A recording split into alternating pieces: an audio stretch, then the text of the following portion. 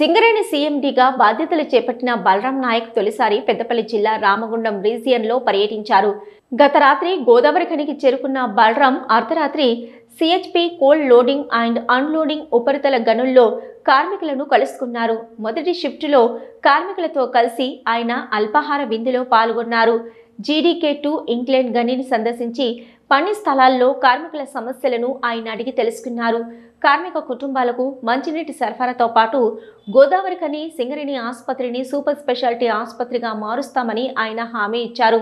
రక్షణతో కూడిన ఉత్పత్తి లక్ష్యంగా అధికారులు కార్మికులు పనిచేయాలని ఆయన సూచించారు. రామగుండం రీజియన్లో సీఎండీ పర్యటనతో కార్మికులు సంతోషం వ్యక్తం చేశారు. సింగరేణి కార్మికులకు కుటుంబాలకు బలరాం సంక్రాంతి శుభాకాంక్షలు తెలిపారు. ఈరోజు రాత్రి 2:30 గంటలకు గోదావరికి చేరుకొని అక్కడ నుంచి సిహెచ్పి మనకు కోల్డ్ లోడింగ్ పాయింట్ ఎక్కడైతే మన రైల్లో మనకు కోల్డ్ లోడ్ అవుతుందో ఆ పాయింట్ చూసాము.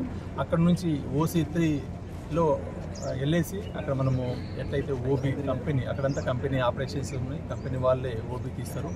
అండ్ లాస్ట్ 10 రోజులు ఒక ఇన్సెంటివ్ కూడా వాళ్ళకి ఇచ్చాము. దానివల్ల ఒక్కొక్క ఆపరేటర్ అడిగితే ఒక్కో షిఫ్ట్లో దాకా 12 నుంచి 15 ఒక్కో 160 నుంచి 170 ట్రిప్పులు వేస్తున్నారు.